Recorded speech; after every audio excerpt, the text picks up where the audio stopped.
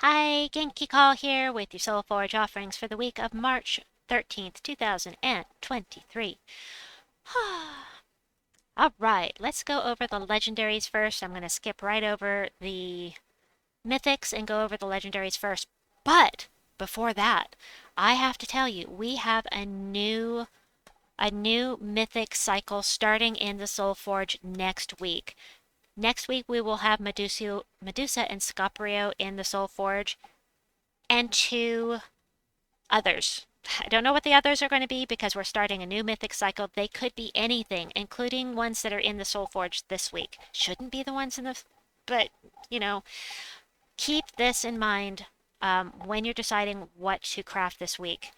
We do have Ironhawk in here. I'm going to throw that out there right now. Ironhawk is in the Soulforge, but I'm going to go over all the things. Legendaries first. So, the Bunny Nog. Oh, it's just a harmless little bunny, isn't it? It's a Monty Python reference, guys. I gotta love it because of that, but it's really scary looking. Anyway, it does damage to an enemy. If the enemy is a knight, deal double damage, and there's a 50% chance to devour them if they are knights. You also do 5 times skull damage versus knights. So Bunny Nog is great to stick up at the front of the team if you go to Sword's Edge where a bunch of knights are. Also has 20% skull damage reduction and 50% mana start. I really need to play around with that. Anyway, Dracos 1337. This silences, stuns, and drains mana from an enemy with a 25% chance straight across the board to insta-kill them. It doesn't go any higher or lower. Getting webbed does not affect this. It will only affect this number here if you get webbed. So, yeah, just hate fighting this guy because every time there's a chance he's going to kill you. Decrease a random enemy's magic by 2 on 4+ gem matches as well. Next up, we have Obergonia. I really like Obergonia for quick delving. Damage to all enemies inflicts bleed. You've got that boost from your faction horde. You know, she does a lot of damage and is really great for clearing things out on those early levels. Also, of course, any world event where you can use her and have damage to all enemies is always nice. Plus, bleed a random enemy when matching green gems straight up. You don't even need a match for. You gain life on every 4+ match and deal damage to all enemies when I match skulls. 1 damage. Next up, we have Chernabog. Chernabog is a fantastic mana generator. I mean, really, really fantastic. Creates 10 brown gems, explode a bunch of gems. I hit the wrong button or in the wrong place. Plus, conjures a dust storm at the start of every single turn. This is the only troop in the game that can give you a persistent dust storm. As a matter of fact, there is no weapon that will give you a persistent dust storm either unless you cast it. You don't have to cast. You just have to make sure he doesn't get killed or stunned. Also skull damage reduction. So Chernabog is amazing if you need brown mana.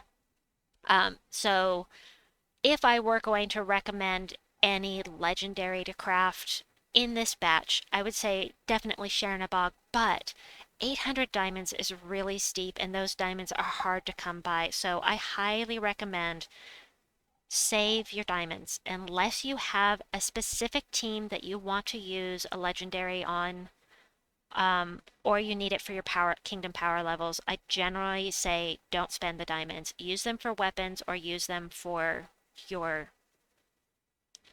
mythics. Speaking of mythics, yes, I'm going to get to Ironhawk in a minute. We're going to go in order top to bottom. Ketris the Bull.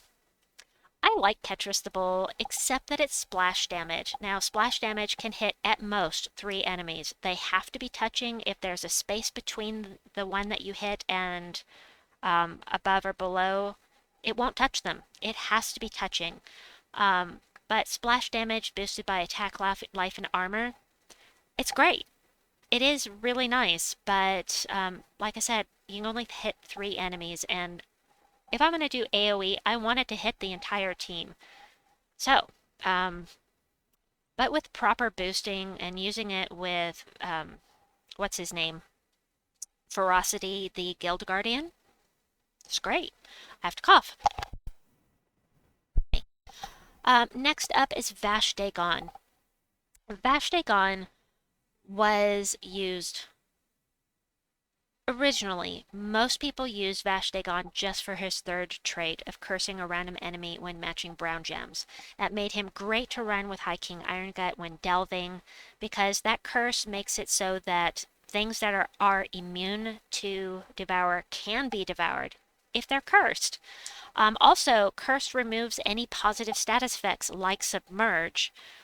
So the curse is great, but there are legendaries from the underworld that you can get that not only curse but do two things. There's one that does curse and web, there's one that does curse and burn on match fours. So, keep that in mind. Vash'Dagon can be fun to run with.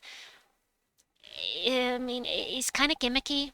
Devour an ally, summon a demon in its place if you devour. Now, if they're immune to devour, you can't devour them, but you will still do the true scatter damage boosted by Vash'Dagon's life. Of course, he's going to do more if you do the devour, but um, yeah, he's not bad. I got him with glory gems. He was like my first. I think he was my no, he was my second mythic. Not that that's yeah, glory gems. Did I say glory gems? With my glory keys. Anyway, that is neither here nor there though.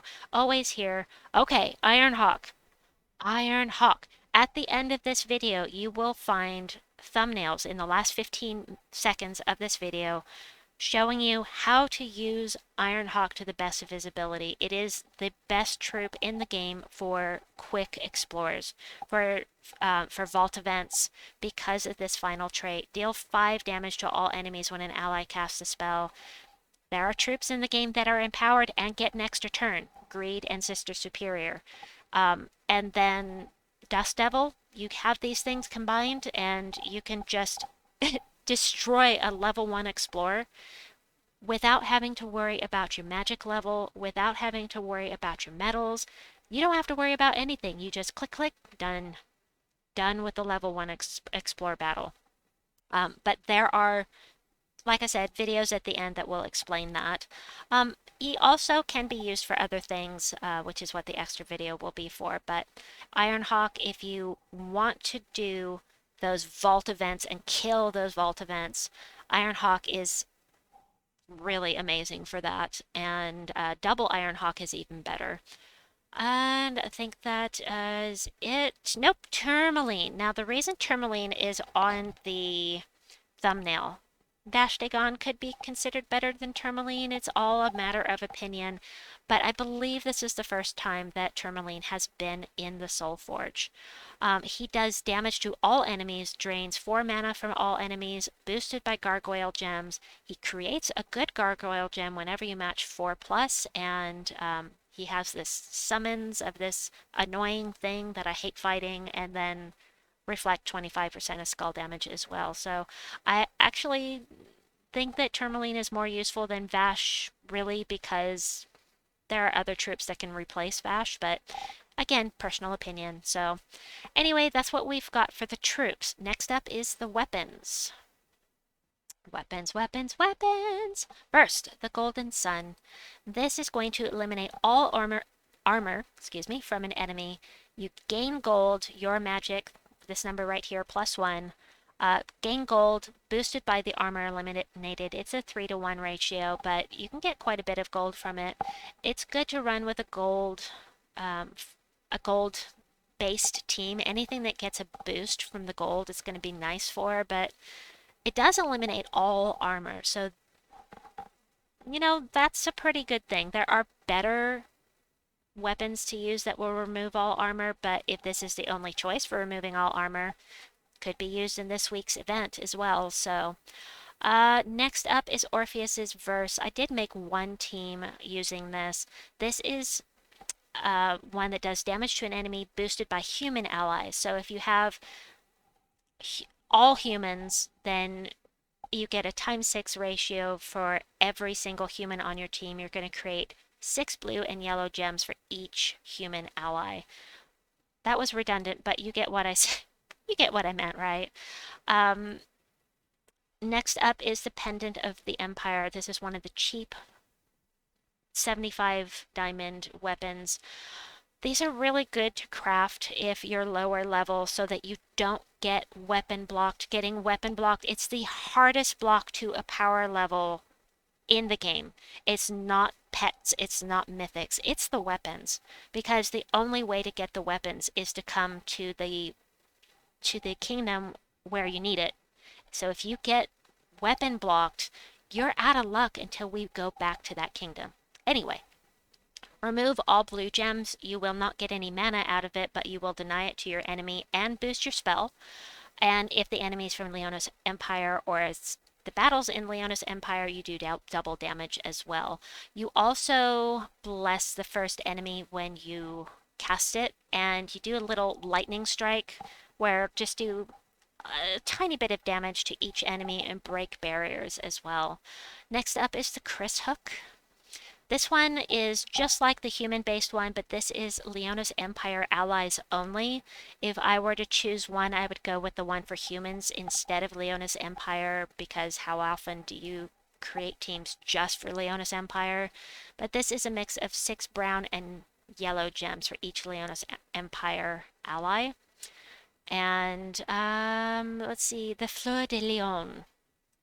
This one does heavy splash damage to an enemy, again with the splash damage. I think I was talking about that on my last video, but a splash damage spell is only going to hit at most 3 enemies. And they have to be touching, so if you have 1, 2, 3, you hit this, let's see, 1, 2, 3, you have a hole here, you hit this one, it's only going to hit these top 2, and there's a hole here, there's a missing troop, it won't touch anything unless it won't, right. I am a little tired, my bad. I hope you understand what I'm trying to say. The troops have to be touching to do the splash damage. If the enemy's stunned, explode 4 gems. I have experimented with this because I thought, hey, a little extra mana gen. It didn't go the way that I had hoped, but as far as mana gen goes, but it could be a little boost if you are limited on what weapons you can use. And last up, my favorite type, the King's Dagger. Explode blue gems. Grant a random status effect to all rogue allies and summon a rogue troop.